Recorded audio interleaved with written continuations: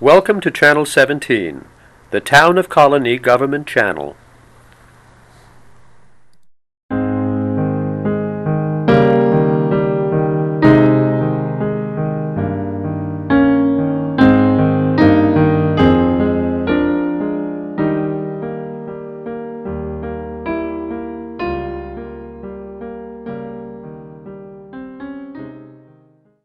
Now today we're having John Vallely back.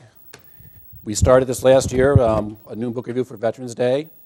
Those of you who were here remember it was really good, and he's a very popular teacher over at Siena. He's a librarian, but he also teaches United States military history, and this semester he's teaching a whole class in just the Revolution, the American Revolutionary War. So here's John to talk about the book by Joe Persico, 11th month, 11th day, 11th hour, Armistice Day, 1918, World War I and its violent climax, by Joe Persico.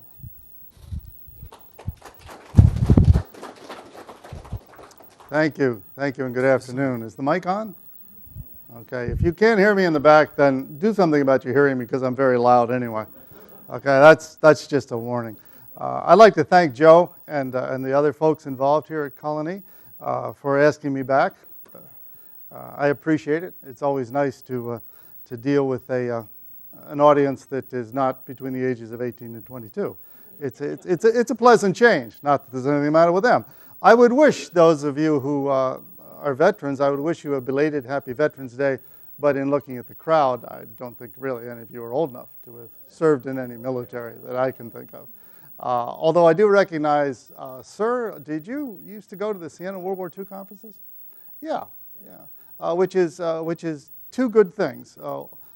One, you're still going around to conferences, and two, I still have a memory. The latter one really surprises me. All right, ladies and gentlemen, my name again is John Vallely. I'm at Siena College, and I've been in upstate New York quite a long time, so that weather like this I tend to think of as normal. All of us need therapy to remain here in upstate New York. And I've been teaching military history quite a long time. And there are a couple of things when you get into a certain line of work which are just givens. And one of the givens is that people, when they speak of the First World War, they always speak of useless sacrifice of generations, the lost generation. The generals are always stupid. None of them are worth a tinker's dam. Whereas miraculously, in the Second World War, the general officers, well, probably with the exception of Mark Clark, the general officers are always regarded as being the greatest thing since sliced bread and air conditioning. That's the given. What we're dealing with here today is part of the story of the First World War. And we'll talk about the idea of the lost generation and stupid generals. But first to introduce Joseph Persico. He's an Albany kid. He's an Albany native that spent a fair amount of his youth and childhood working for a man named Nelson Rockefeller, which you'll be pleased to note that the youth of New York State have never heard of him. So in case you have any faith in politics outliving us, then, well, be warned. Okay? Joe Persico is a recognized author. He has done some very good writing. His latest book is on the secret war that Franklin Roosevelt waged, a secret undeclared naval war against Germany in 1940 and 1941. For those of you that thought we didn't get involved in World War II until December 7th, read the book. But what we're dealing with today, 11th month, 11th day, 11th hour, Armistice Day 1918, World War I and its violent climax. When Persico started off with the book, he had one intention in mind. And let me just quote from him here, a fairly short paragraph from the introduction. Quote, "My purpose here is not to offer still another history of the war, though I follow its progression from 1914 to 1918. I am also impatient with presentations of mankind's most violent behavior as if it were a map exercise, with Jones rolling up Smith's flank while the 104th supports a strategic withdrawal by the 105th. And while the role of field marshals and generals is necessarily portrayed, the true protagonists of this story are the men in the trenches for whom what in the map rooms looked like a chess match became transmuted into titanic violations of flesh and blood. Persico early on warns the reader that he has no respect whatsoever for the generals. It's all a chess match to them. And the real story is the story of the young boys, the men in the trenches. And then he proceeds through a couple of hundred pages to do exactly what he has promised. He's a fine writer. He's one of those writers that is able to take diary entries, memoirs, and interviews and put them in the context of these historic events so that we can keep up both with the event, the larger, the bigger picture. We see it through the eyes of people in the 21st century looking back, as well as through the eyes of the 20-year-old taking part in it. It's a gift to be able to write like that. It's truly a gift. And I think this is what this human aspect of these massive events, this is what keeps us coming back to read history. History, even if it did not take place in our lifetimes. Reading history from hundreds of years ago, because we see it through the eyes of people that, after all, were very little removed from what we are. Okay, just the style of hair and style of clothing is really the only thing different. The same emotions, the same fears, the same hopes, and this is what Persico. He's given us quite a nice present here with the book. Now, this is a book discussion, so I suppose this is the time I should say, all of you who have read the book, please raise your hands. Yeah, not just one of them, like all of them. Okay, now I hope the camera caught the fact that of maybe 35, 40 people in the room, no one read the book. Okay, there'll be a quiz. I'm warning you now. All right, so I gave you a little brief intro into the book. By all means, go out and buy it, or go to the Colonie Town Library next time you're in the neighborhood, and take it off the shelf. I'll kind of walk you through it, if I may. Let me begin, as Persico has an awful lot of personal reminiscing in his book. Let me begin with a little World War I story from the background of John Ryan Vallely. One of the times that my wife and I were in Europe, I was successful in talking her into touring World War I battlefields. For those of you married, spouses are always insane about what their interests are. Be the spouse a male or a female, it doesn't matter, they're all nuts. Okay, so she was saddled with this peculiar individual who wanted to tour World War I battlefields. And so we did. We began in Belgium and worked our way through as much of France as we could do. And the enduring impression of most tourists is an unending series of massive British and French cemeteries. The Western Front, 465 miles from the English Channel to Switzerland, unbroken miles, 465 miles, with the trench system being roughly 50 miles deep. There was very little movement for 4 years of this fighting. And the soil has returned. The soil has returned. After years and years of bleak and blank landscape, the earth has reconstituted itself. Although you still find unexploded shells in Belgium and France. As you drive down the road, you'll see little piles of artillery shells that farmers and contractors have dug up. Kind of makes you rethink about doing any work in the backyard. And the cemeteries, we went to quite a few. The Commonwealth, the British cemeteries, the Commonwealth War Graves Commission does an outstanding job preserving these. It truly is, it's heart-wrenching. And the French cemeteries are also well cared for. We were driving with our little Fiat, driving down a country road in a part of Champagne, which we Americans pronounce Champagne. The French are just a little classier about Champagne, where an awful lot of fighting had taken place, principally in 1915. And the French army was pulverized by these battles, just dreadful casualty rates. And there was one cemetery that appeared in front of us as we were driving down the road, and a very little old lady was getting into her car. And as she was, right before she got into her car, I should back up a little bit, I noticed that I could see she was writing in a book. All these cemeteries have a little greeting book where you write in what you who you are, where you're from, that kind of thing. And she was getting in her car, and I turned to my wife, who has about 5 languages, one of which is French, and I turned and I said, let's stop here and see what she wrote. So much for privacy, huh? I was just curious to see how an elderly French national, how she remembered the First World War, what she had written. Just curious. And my wife said, you know, John, you really shouldn't do this.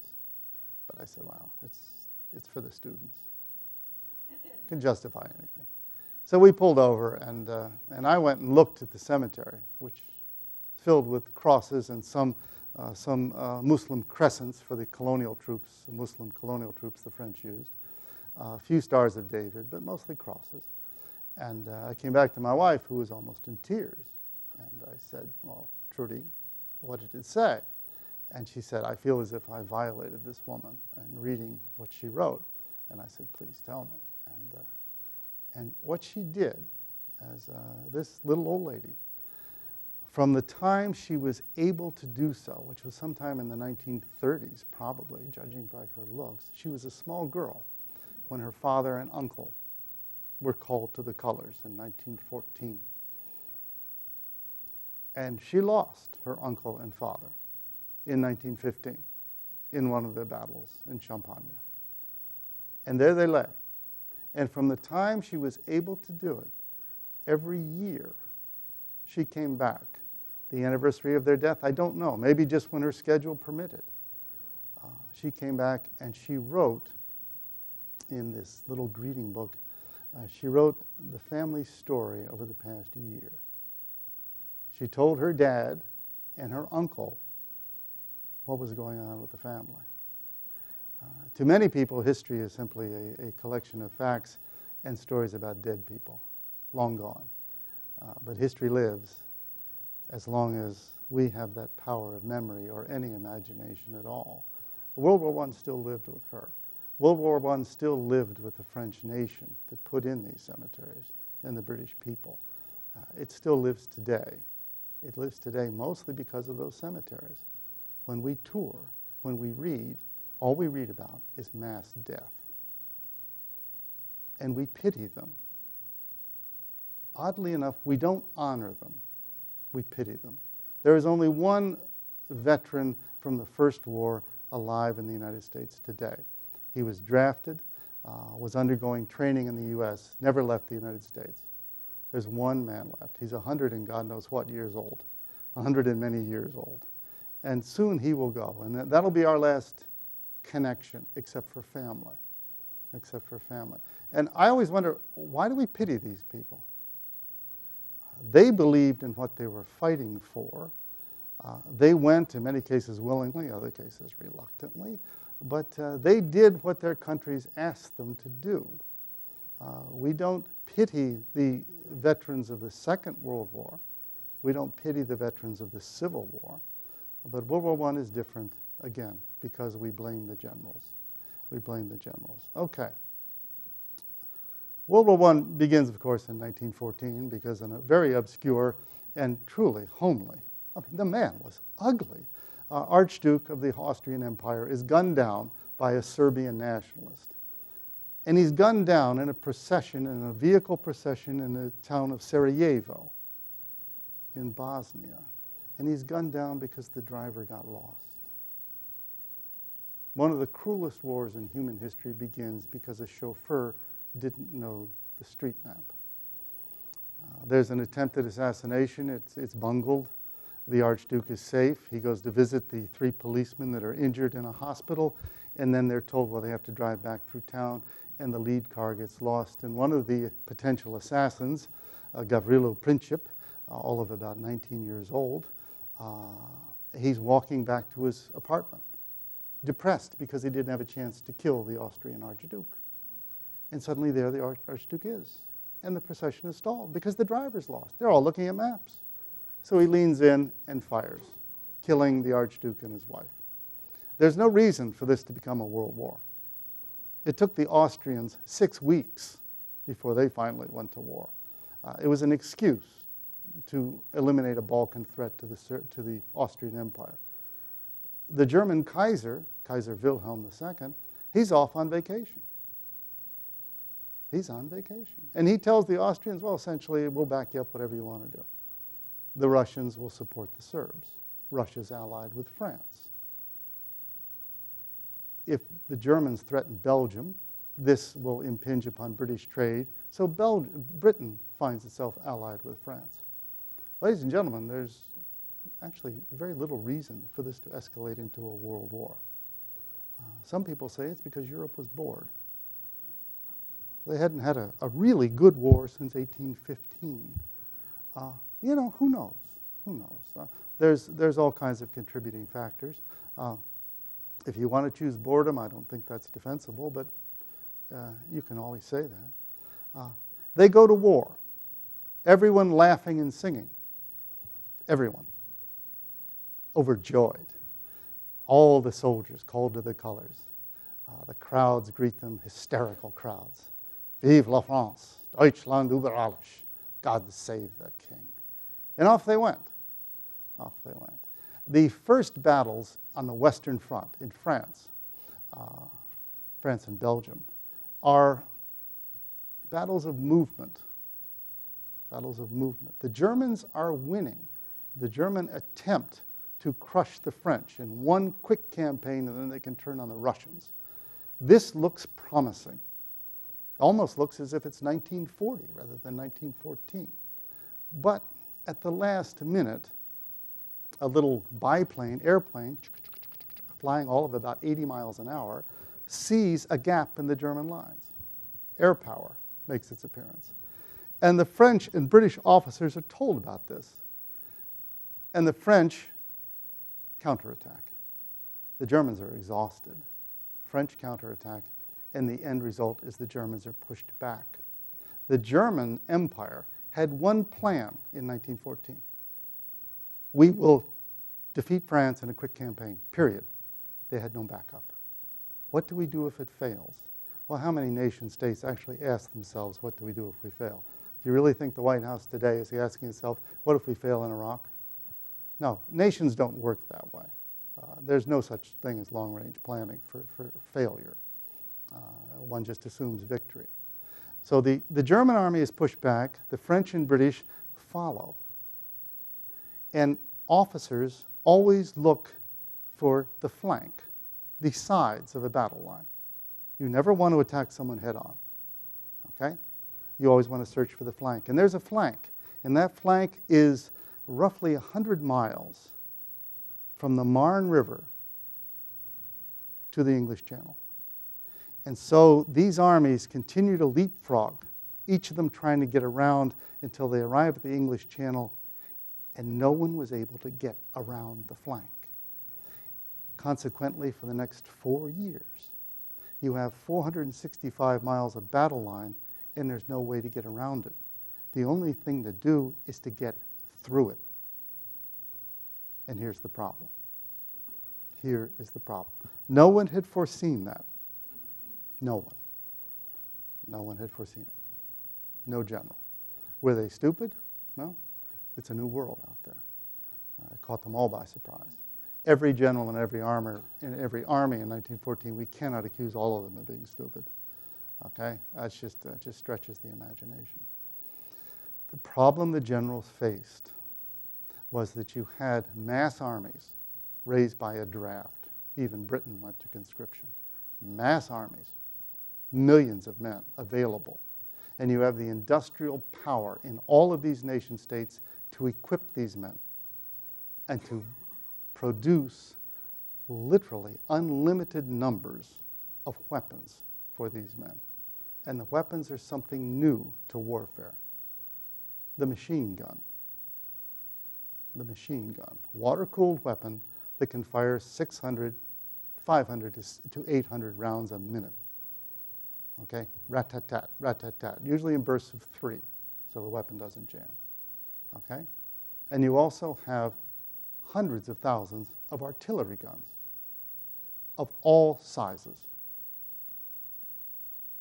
And once the factories got going, unlimited supplies of ammunition. The only way for the troops to survive is to dig. And so we have something called the trench. Now, the trench began in military history in 1864 in the American Civil War, but it kind of slipped by everyone's attention. And now it returns in 1915. And the only way to crack the enemy line is to go right at them. And what you have then is you have men dug into trenches which would be far above eye level, so you're safe. If you want to fire, you would step up, and through the sandbags, you would put your weapon, and you'd open fire. To attack the enemy, you have to, quote, go over the top. An expression nowadays only heard for somebody who's kind of behaving in a very aggressive manner. They go over the top. Well, here, you would go over the top, and you would enter into what is called no man's land, for the obvious reason. If you show yourself, you're dead. You have thousands of machine guns up and down this 465 miles. And the machine guns in the trench would have something called interlocking fields of fire. I can see your eyes going to the back of your head when I say this. Don't worry, this isn't too technical. Just hang in there. Interlocking fields of fire. So the machine gun would be, say, on this podium, and it would be responsible for shooting from that wall to that wall. That's it. Don't look further left, don't look further right. You just shoot this way. And there'll be a machine gun where the cameraman is.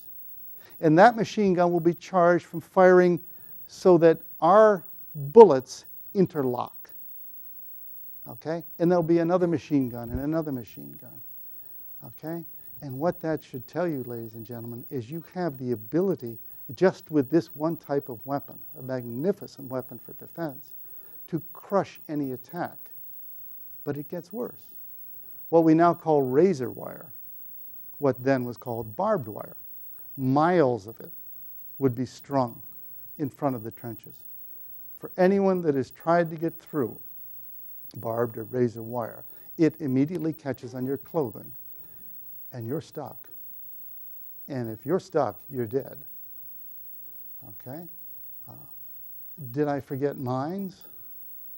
So if you step in the wrong place of Mother Earth, the mine blows up. Oh, I'm sorry, did I forget rifles? Did I forget hand grenades? What did I leave out? Oh, yeah, artillery. Okay? It was literally nothing to have 2,000 artillery guns fire on an enemy trench for 14 days, 24 hours a day before an attack, to smother the defense. Okay? So you go on the attack, and your officer is sitting there looking at his watch, blows his whistle, and up you go. You climb up ladders to get over the top of the trench, over the parapet. Instantly, you're visible to the enemy. The trenches were not far apart. A football field, 100 yards. They were closer, too. God help us. And then you got up, and what are you confronted with? You got to get through your barbed wire, and then you go out into this landscape, which, if you stop and think about it, if 2,000 guns are firing, what does that do to the earth? It leaves all kinds of craters, shell holes. And so how do you get across no man's land? Well, it's filled with holes. So you kind of like, you're dancing, you're getting into the hole. As soon as you get into a hole, there's going to be a sergeant who's going to say, get out of the hole and keep on attacking. That's why God invented sergeants, to keep you from being safe. Okay? So it's not a quick, mad rush. It's a slow walk. Usually the soil has been churned to such an extent that if it's a day like today, there's nothing but mud out there. There are cases in Belgium of British soldiers going into the attack who, when they step into the mud, literally they're stuck. Or if they try and get out, they will get out and leave their boot behind. Okay?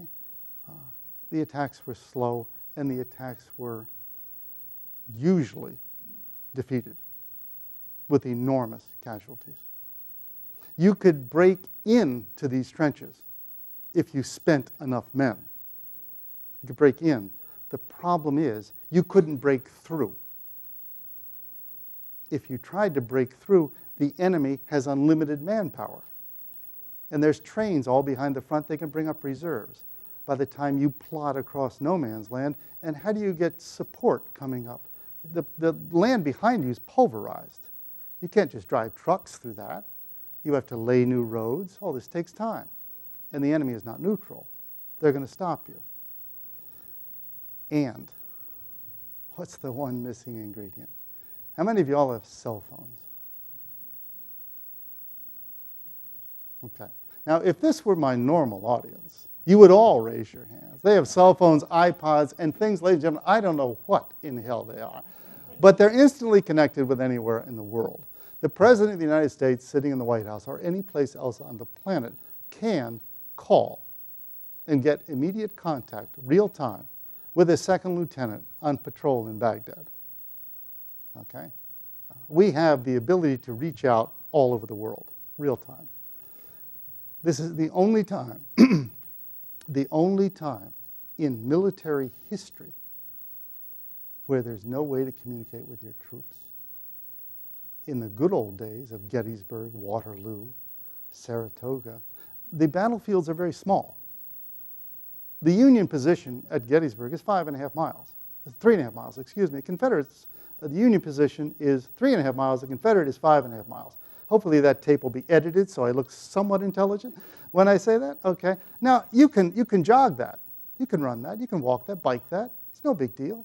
So if you're commanding at Gettysburg and you see a problem, you can send an officer on horseback, and the officer will report back to you. Okay, he gets shot, send another one.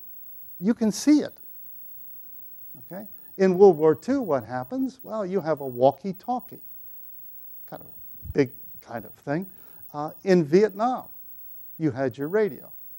Very dangerous job in Vietnam is to be the poor guy that's carrying the radio, but just stay away from him. He's a target. And nowadays, if you look at the films from Baghdad, you will see the American helmet has a little phone attached to it. So every soldier is in contact. All right? World War I, the officers in command are stuck in the mud just like their men. You have a battalion. In the British Army, a battalion might be 1,000 men. And you're a very conscientious lieutenant colonel. And your brigade commander, a brigadier general, is very conscientious. So you get your plans all laid out. And then you go off into no man's land. Machine guns will chew you up. Okay, so your men break into small groups, still trying to go forward. The plan says you will be at the first German trench in 30 minutes. Maybe you're only 50 yards in front of your own trench. No one is near the German trench. Okay? How do you get word back to headquarters? Okay? What you do is if you're near an officer, you try and shrink in size because the officer's looking for a runner. And being a runner is a very dangerous job. You four, I want you to take a message back to battalion. What, are you nuts, sir? Machine guns, I can't do this. So you send 4 men out, believing one of them may get through. But maybe none of them do. They even had carrier pigeons. Tape a little message to the carrier pigeon's leg and send them off. Well, good luck with that. They had no radios. There was no portable communication system. So the plan calls for you to advance such and such a distance. You can't do it. How do you change the plan? Oh, well, the general should go up there into the front line. If the general goes into the front line, the general's stuck in the mud too. General's job is to oversee events. The only control a general has is to be behind the lines, connected by a ground phone line. So he has some control. But once the men go over the top, he's abdicated control. He can't control it. This is the only time in human history, and that is why the blood count is so extraordinary. Okay? These generals aren't all crazy. Events had gone way beyond human control. So what's the answer to the trench? Well, the answer is simple. Smother the defense. How? We need more men. We need more men. We need more guns. We need poison gas, a particularly nasty invention, thanks to modern chemistry. My uncle Ed in the 77th New York Division, he was an artilleryman, lost a leg in the Meuse-Argonne offensive in 1918, also was gassed. He died in 1962. And when he was brought into a hospital in western New York, the surgeon that was attending him said, "My God, he's been poisoned." And he had never heard of poison gas in World War I. He thought my aunt had poisoned him. God bless us all. Read some history. Okay? So poison gas. And then we need more time. Okay? We need more time to prepare, so we'll fire more artillery shells. That's the only answer they could come up with. There's no such thing as paratroopers, ladies and gentlemen. The people in the fighter pilots barely carried parachutes. There's no aircraft available that can take thousands of men and drop them behind enemy lines. That's 1940s. It's not 1914 or 1918. What did it look like when you got up close? Well, fun with numbers. Verdun. Speaking to one gentleman before this talk began, he's been to Verdun in France. An ancient symbol of the French nation, Verdun. Just like the greatest symbol to the United States of America would be Pearl Harbor. Some people would say Fenway Park. We don't have a Verdun where we'd all rally around. Maybe the Liberty Bell, maybe the nation's capital. I don't know. But to the French, it tugged at their heart. The Germans knew this. They knew the French must defend this. So the Germans came up with the idea, we'll attack Verdun, but we don't want to take it. We just want to make the French send in more and more of their troops. Well, nice idea. It began February 12th, 1916. Ladies and gentlemen, it began in February. Okay? Winter. The German attack on Verdun. Think about February in upstate New York. Okay? Most of us are inside, bundled up, wondering when, in the name of God, winter's going to stop. This is when the German attack begins. It reminds us that these guys lived in the trench every day. There's no holiday. February 12th, 1916, the Battle of Verdun lasts till December 15th, 1916. This is the longest battle in the history of the human race. 10 months. 10 months. The Battle of Verdun covers 20 kilometers of battlefield. A total of, they estimate, 37 million artillery shells were fired over 20 kilometers of ground. No wonder birds and grass didn't return until the 1950s. 37 million artillery shells. 2/3 of the entire French army was cycled in and out of Verdun. The Germans thought that by attacking Verdun, they could destroy the French army. Well, beware of what you hope for. France lost 377,000 men in 10 months. Germans lost 337,000 men in 10 months. Add them up, that's 714,000 human beings in 10 months. After the battle ended, the front lines were essentially back where they were at the start. That's one battle in 4 years, occurring almost simultaneously as the Battle of the Somme, July 1, 1916 to November 15, 1916. The British attacked. They in 4.5 months, they managed to get 8 miles. That's pretty good by World War I standards. The British lost 420,000 men. The French lost 195,000, 615,000. The Germans lost 650,000 men. 1,265,000 men. And this war went on for 2 more years. Yeah. That gives you a perspective. Gettysburg, the total casualties were 50,000. My God. The British Army on July 1st, 1916, had 56,000 men killed or wounded. And the battle went on for 4.5 months. We humans are capable of some extraordinary things, aren't we? Capable of some extraordinary things. There's a battle in Belgium which forever lives in British and German memory, Passchendaele, or Ypres, July to November 1917. It ended up with 308,500 British casualties, 260,000 Germans. What Ypres is most remembered for is the mud. The Belgian water table is such that when the soil is pounded unmercifully by artillery, the water just takes over the soil. It becomes little more than mud. And as soon as the battle started, it began to rain. This was suffering on a scale the likes of which few have ever had to endure. One of the tragic things about the shell holes, the craters, was that, of course, they filled with water when it rained. And wounded men would seek shelter, and they'd go into the crater. And you could sit in your trench, and you could hear your friends crying out for help as they drowned. As they drowned. There were very few ceasefires to go get the wounded. Neither German, French, nor British armies would tolerate it. Yeah. This is tragedy writ large.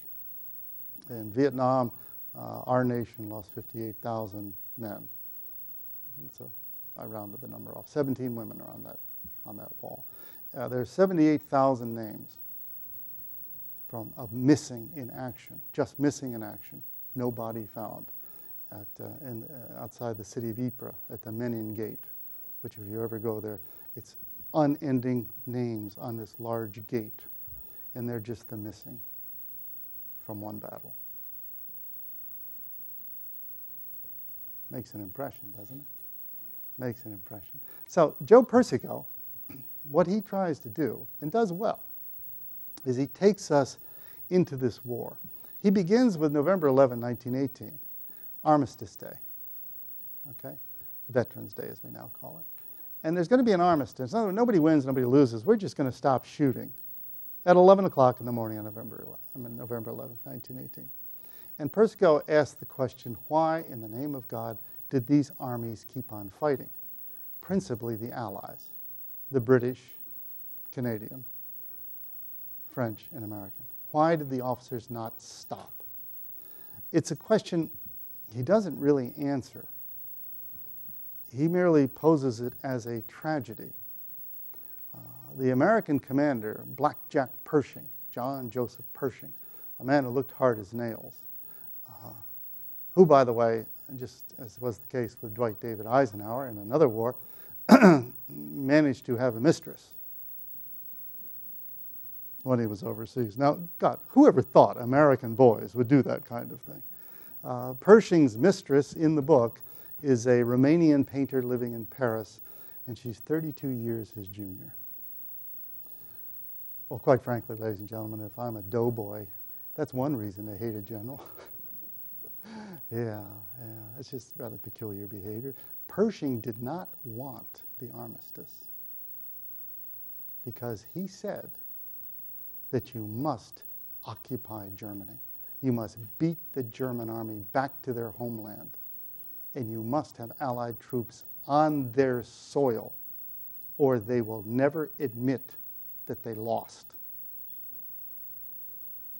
Interestingly enough, that was accurate, giving rise to German desire for revenge after that horrible Treaty of Versailles, and of course the Nazis taking advantage of that by saying, our boys didn't lose. We were stabbed in the back. Who stabbed us in the back? The Jews. Well, you had to blame somebody. It doesn't matter really that the number of Jewish Germans that died. It's I think it's 120,000 German Jews died in World War I. Adolf Hitler's platoon commander, the man that gave him the Iron Cross Second Class, was a Jew. Hitler, by the way, was a very brave soldier. He was a runner. He was spooky. He never got promoted beyond corporal because the men just thought he's a psychopath. He was strange, but he was brave. He was brave. He's one of those people that loved war. There are folks like that out there. God bless us all. They're out there. Hitler was one of them, but brave, but brave. Ferdinand Foch, the commander-in-chief of the Allied armies, a French marshal, did not want the armistice to happen. He thought as Pershing did. The average soldier, of course, they prayed for the armistice, because it meant they'd go home in one piece, So Persico takes this discordant world, and he then describes to us what these men went through in the final hours. Henry Gunther of Baltimore, Maryland, in the 313th U.S. Infantry Regiment, Baltimore's own was its nickname. Henry Gunther is the last American killed in World War I. Henry Gunther fell dead at 10:59 a.m., 1 minute to go. Why did he fall dead?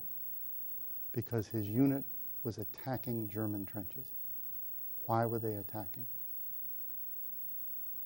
If the war is going to end in 3 hours, and the Germans are going to voluntarily withdraw, why take their position? Wait 3 hours. It seems insane. Perhaps it was. But the idea was, on the part of the Allied High Command, we don't know how long the armistice will last. We don't know if the Germans will honor it. So we must keep pushing. Must keep pushing. With the end result that more American, British, and French soldiers died on November 11th, 1918, than died at D-Day. And we've all seen Saving Private Ryan. Some of you may have been in the Second World War. And we know what loss is like. Okay? But to die for what is, you wonder, did it mean anything? Henry Gunther at 10:59 a.m. never got back to see his girlfriend, hopefully his fiancée at some point, in Baltimore. Henry Gunther is forgotten today, as are most of those Americans lost in World War I. Put a gun to the head of someone under the age of 30 and ask them about World War I, you'll see the response you get. Persico wants us to remember them, and he does just a fantastic job in introducing us to these young people. In some cases, they're, well, let's just say they're peculiar.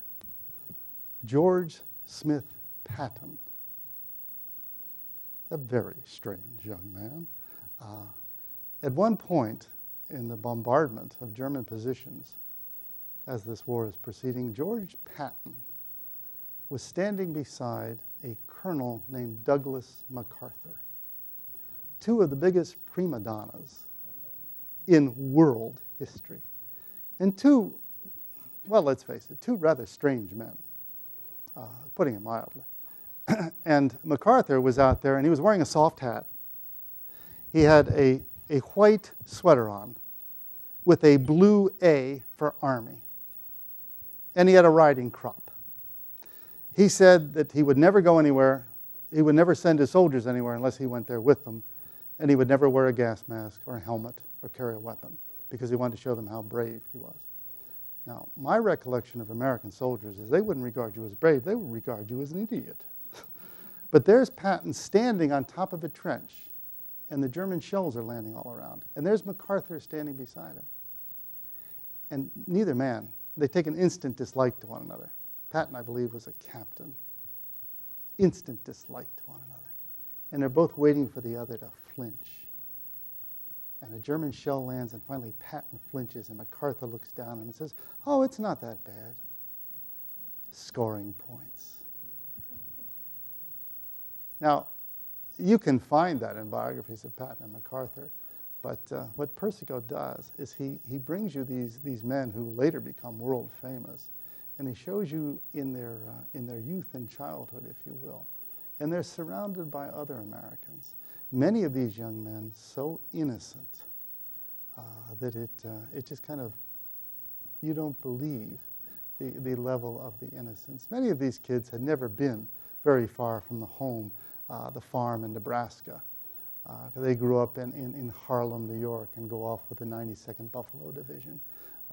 They're lawyers that all of a sudden become generals, and you're introduced to them. And you see how they cope with the final moments of this disaster called World War I. And in some cases, you're struck at they make a kind of a bargain with the devil. They say, well, I'll do my duty, but that's all. I won't go beyond it. In other cases, they're consumed by guilt. There's one officer you'll be introduced to, a man named Sherburne, who's a lawyer, a New York lawyer. He's a National Guardsman. He becomes a brigadier general, the youngest one in the Army, and he's commander of the artillery of an all-black division, the 92nd Division. The Army was strictly segregated, of course, back then. And he doesn't want to take part in the attack on November 11th. He knows the war is over in just a few hours. And he goes all the way up the chain of command, trying to find somebody to say, don't fire. And he can't find anyone. He essentially puts his career at risk. There were 16 American divisions in the line on November 11th, 1918. 9 of them had commanding officers who refused to go forward. 7 of them ordered the attacks to continue. And it's those 7 that Persico talks about. It's an arresting story. It's an arresting story. And it's a story that ends, as most World War I stories do, ends with a sense of great loss and great sacrifice for essentially nothing. This is written by a man who, when he saw those cemeteries on the Western Front, as we have all seen them, I'm sure we were all challenged and had the same response. My God, how could they have done this? How could they have done this? And then when you read about what they had to endure, my emotion is just absolute admiration. I don't condemn these young men. I don't say they were fools to do it. I admire their courage, their tenacity, their determination. But I must admit, I still question why these nations went to war. The easy answer from an historian is it took 2 world wars to resolve the issue of what an independent, large, highly cultured, highly intelligent, industrial German nation. You had to resolve what power that nation would have in European affairs. Germany occupies the center of Europe, and it is very strong, and it's a young nation. So Europe had to spend 2 world wars to finally decide the fate of Germany. And now Germany is a positive player in the European community and in world affairs, an honored nation. But 2 wars had to be waged to resolve that. 55 million people died in World War I. 55 million. Most of them soldiers. Very few civilians, except when the influenza epidemic hit in 1919. They called it the influenza epidemic for no discernible reason. It began in Fort Riley, Kansas, because of animal bacteria. It wasn't the flu, but hey, they didn't ask me. 55 million. World War II killed far more, and far more civilians. Far more civilians. I don't want to keep you all afternoon, because you all want to get back out into the rain and the mud.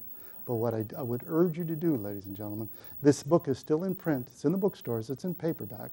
It's in nearly all libraries. Begin to read it. Once you open the pages, you'll be caught. You'll be caught. It's very difficult to turn your back on Sergeant Alvin York, Eddie Rickenbacker,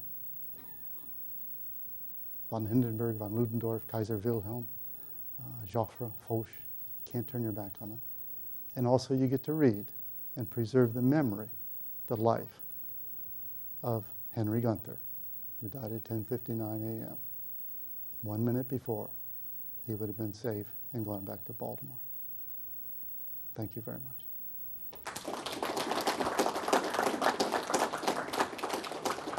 If you have any questions on the book or questions as to why I go on so long, feel free. Sir, yes. I read a book about MacArthur and Patton, or not Patton, Pershing. And what I read is one of the reasons MacArthur wound up in the Philippines is because he married Pershing's mistress, who was an heiress. and Pershing went crazy against MacArthur. Is that right? Not that I've ever heard, no. But Okay, I've read you know, it a there's couple places yeah, about yeah. his mistress. That's a new one on me. That's a new one on me. I do know that Douglas, apparently he was a frisky young man. Mr. MacArthur, before he went to France, was dating George Patton's sister. And, not MacArthur, excuse me, Pershing was dating Patton's sister. And that's how Georgie was made head of the headquarters guard for Pershing for a while. So I don't know what to say to you on that. I do know that MacArthur, of course, regarded himself as, well, about 3 steps above God. And when he was in the Philippines, managing to totally ruin the American defense of the Philippines, for which we've never really called him to account, Eisenhower was on his staff, and Eisenhower was asked once about serving, if he served under MacArthur, and he said, yes, I studied drama under MacArthur for 3 years. MacArthur was a very brave soldier.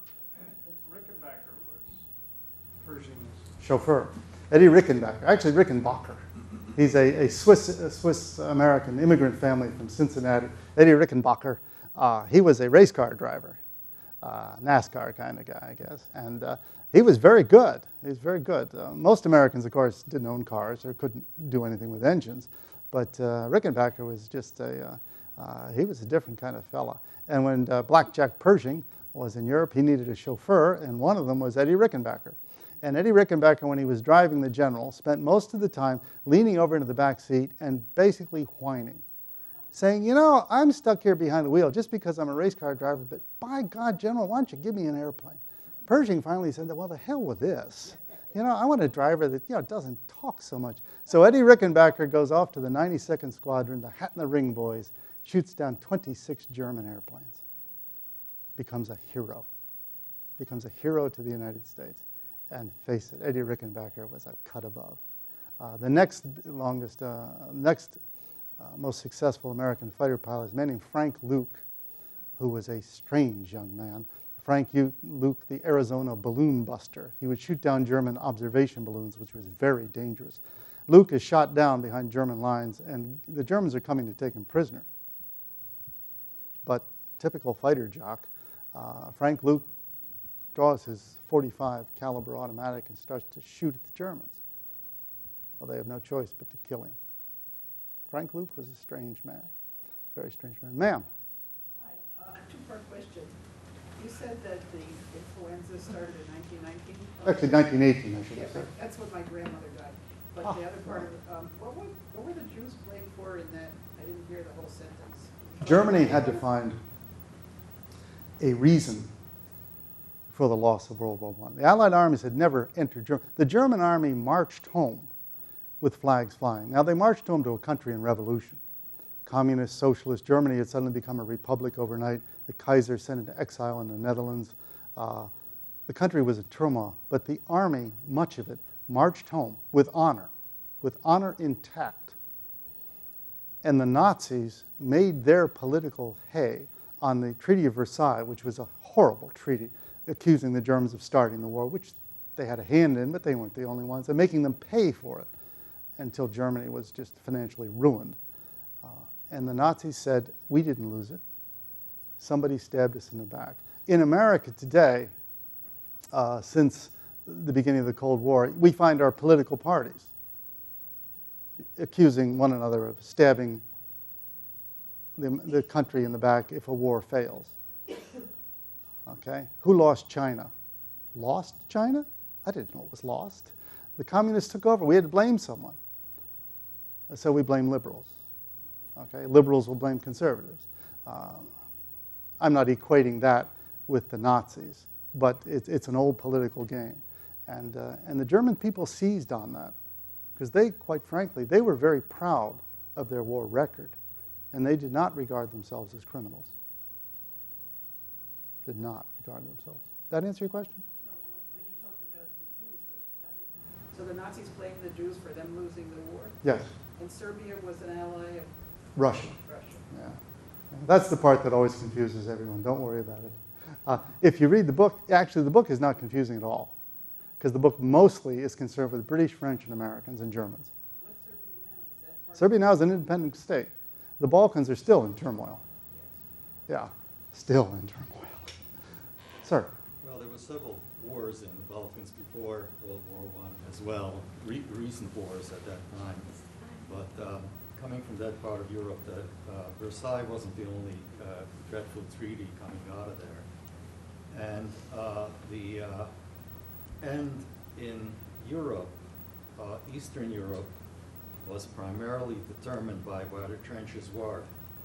So there were many generals claiming that they should have made one more attack before this stupid end to the war, because the trench would have gone further back and more of their people would have been saved. You know, the problem in Eastern Europe is, of course, there were so many minorities living under the rule of ethnic, racial, religious groups with whom they had nothing in common except hatred. And then when these new nations were divided up, Romania, Hungary, etc., they found themselves with minority populations that truly did not wish to be part of that nation. Hungary and Romania hated one another in the interwar period.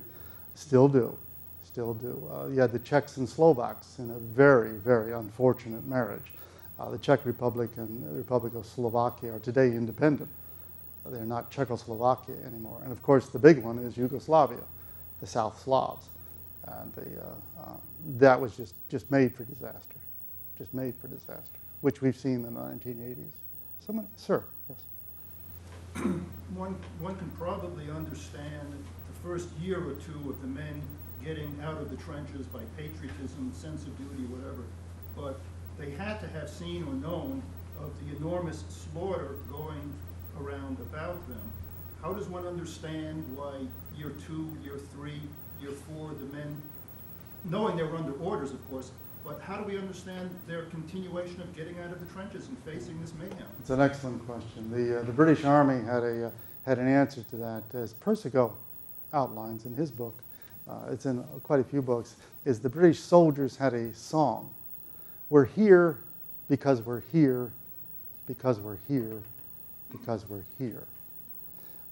If you sacrifice so many of your young men, do you then have an armistice, a truce, and negotiate?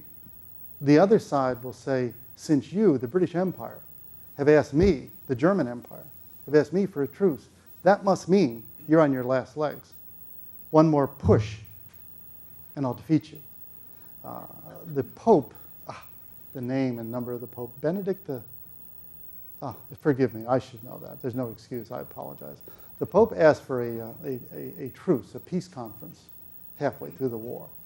And each party responded to the Vatican by giving their list of demands. There was absolutely no hope of peace. None whatsoever. None whatsoever. The French would not talk peace because Germany was occupying parts of France, the richest parts of France. Okay? The French refused to discuss peace. Not until the Germans voluntarily leave. The British would only discuss peace if the Germans left Belgium. Well, the German response is, I've conquered 95% of Belgium, and now you want me to leave before we can talk truce? Well, what will that mean for all the men I lost taking Belgium? What would their families say? War generates a momentum all its own. And unfortunately, in total war, the only way to end it is to end it with one side totally victorious. If you look at the Second World War, when it ended, the two main enemy powers, Germany and Japan, were occupied by Allied troops, and you can make a good argument that Allied troops are still occupying both countries. Still occupying both. Is there any reason, sir, that there are still so many NATO troops stationed in the Republic of Germany? They're still there. It's 2007. Did I miss something? They're still there. In a sense, European security is guaranteed. I personally don't think that Germany would act irresponsibly any more than I believe Belgium or the United Kingdom would. But the only way for these wars to end is one country has to finally say enough is enough. We can't continue. Can't continue. It's a good question. It's a good essay question on a quiz. Yes, sir. When I was shocked at the numbers you said, the total loss of life in World War I had no idea. So I'm amazed by that in World War II. And is war part of the fabric of our lives forever? I don't know that either. But in listening to this gentleman's question, your response to it, I had read something I wanted to see if you can verify it about. I thought the French, at one point, the French army boycotted and walked off the field. It's one particular battle. They accused the French army of a mutiny. The French army did not have a mutiny. A mutiny is where you seize power and you shoot your officers. Think of the Russian Revolution. The French army staged a labor strike. They said, we will defend, but we will not attack. The French army had been slaughtered in the Nivelle offensive of 1917. This one very peculiar general officer named Nivelle led them into action, and the losses were tragic. And the French then, as units were going up to the front line, the troops coming back from the front line would call them scabs and strikebreakers, and they'd bat at them like sheep. Your sheep being led to the slaughter. And the French managed to reconstitute the army. And the one thing for which we can be humbly grateful, in 2 world wars, there was no intelligence service worse than that of the Germans. The Germans never found out the French army had gone on strike. How do you keep that secret? Yeah, well, it helps if the enemy's intelligence officers have all of the brains of Daffy Duck. In 2 world wars, the German intelligence was dreadful. You mentioned, sir, about losses, and what I have is the United States losses. We were in the war for 19 months, but because we were dramatically unprepared for war, we were actually only in combat for 6 months. We mobilized 4,355,000 Americans. Killed in action, 50,585. Wounded in action, 205,690. Prisoners of war, 4,500. 260,775 Americans, 6% of those mobilized. Now, divide 6 months into 260,775. We were in combat for 6 months. That's an average monthly loss of 43,462 men a month. And the French, Germans, and British have been doing this for 4 years. When we entered World War I, our army was somewhere in the neighborhood of 130,000 regular troops. April 1917, when the United States declared war, the French army lost that many men in a week.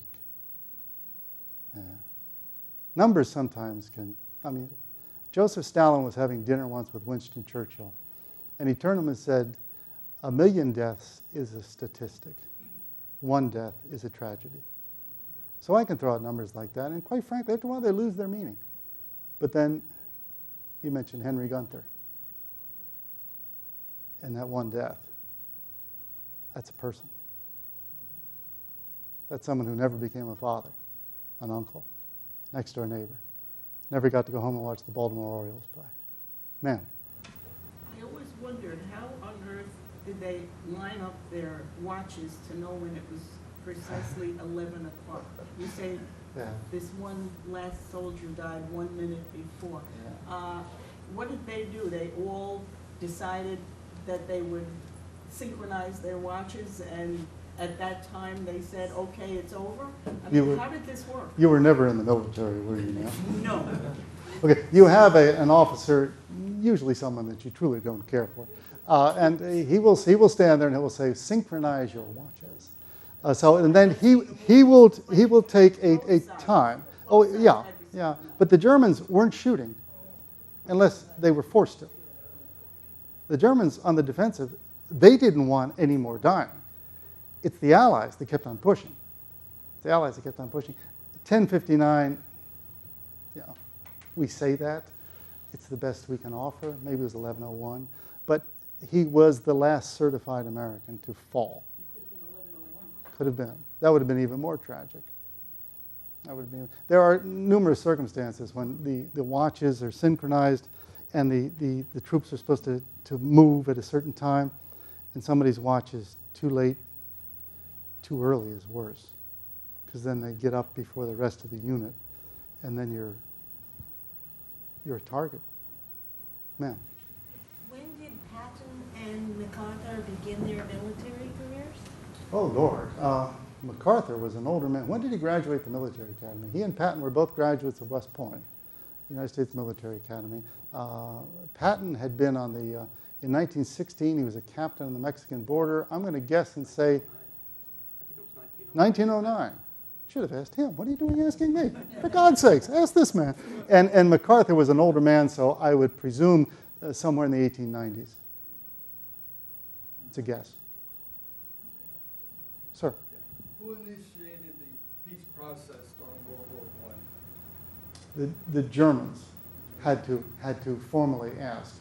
In the book is it's kind of the give and take during the Armistice proceedings. It's very frustrating to read because you're kind of rooting for this all to be quicker. The Germans they come to a part of the French line, and there's a temporary ceasefire. And the Germans cross over the line, and they go to the forest of Compiègne, where Hitler had the French surrender in 1940. Matthias Erzberger, who was a civilian, new head of the government, and he's there to ask for this armistice. And he's asking for terms.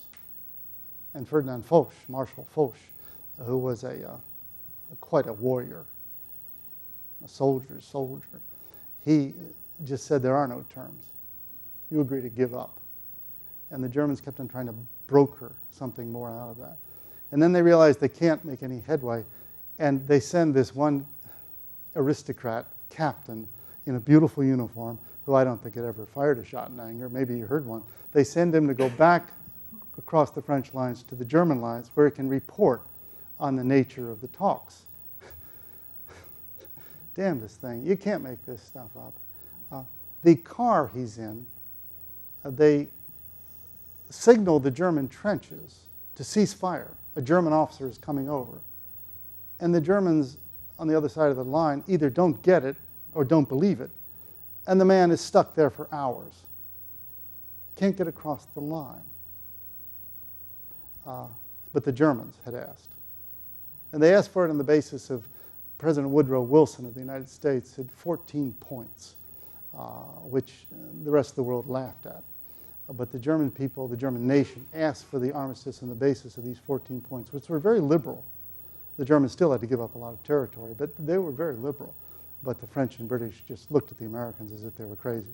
We did not fight for 4 years to give those people anything. We're going to make them pay. It's a very interesting part of the book about the peace discussions, the armistice discussions, excuse me. Sir, you had your hand up, I'm sorry.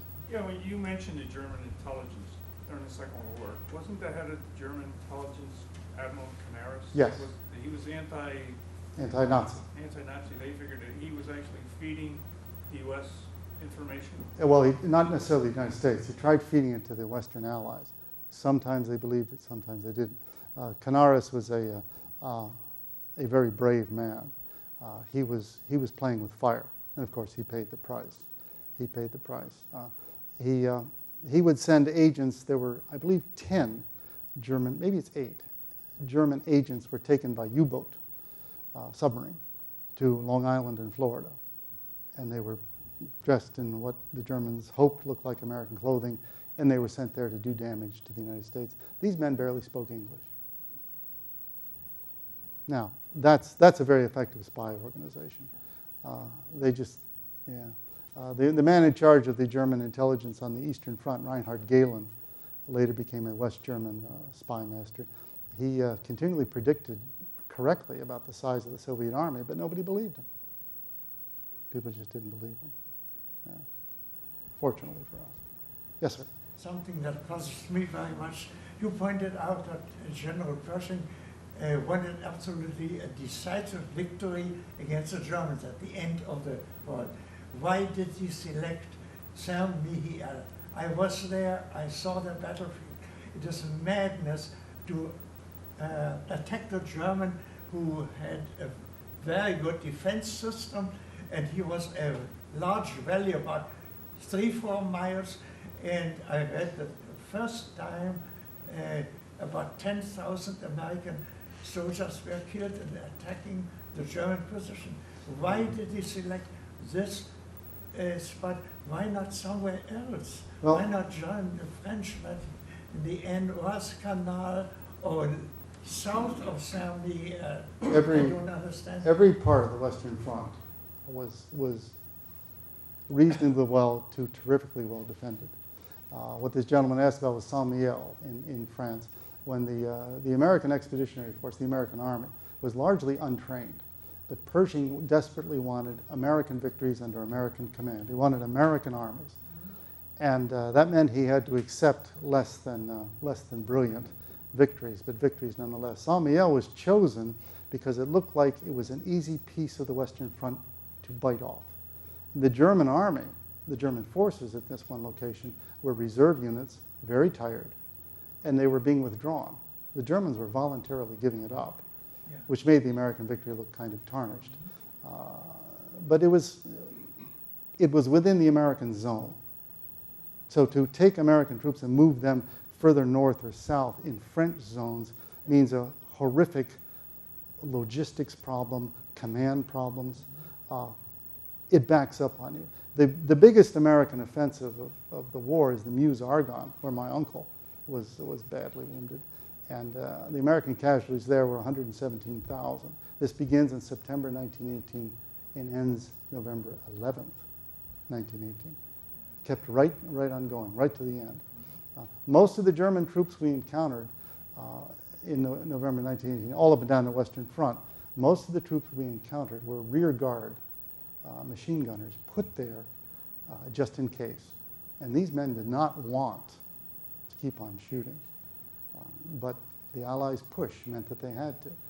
And of course, machine gunners were rarely taken prisoner. If someone's been machine gunning your battalion and then they put their hands up, well, that's a forlorn hope.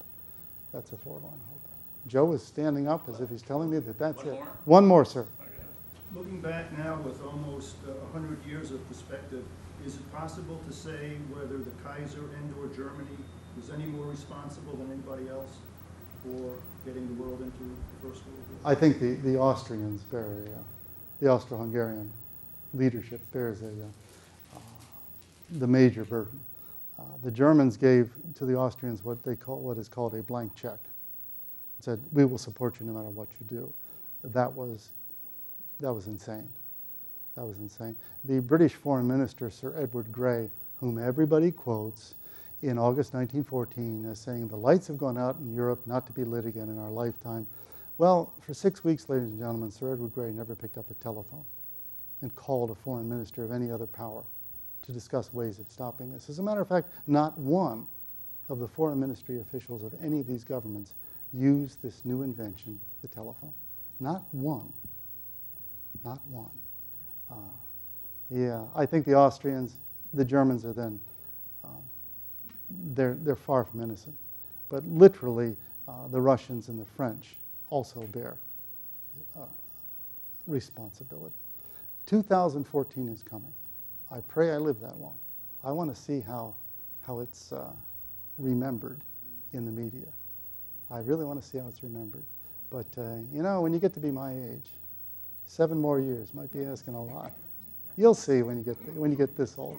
Ladies and gentlemen, this has been fun. I enjoyed it. Thank you. I hope you did too. Thank you very much.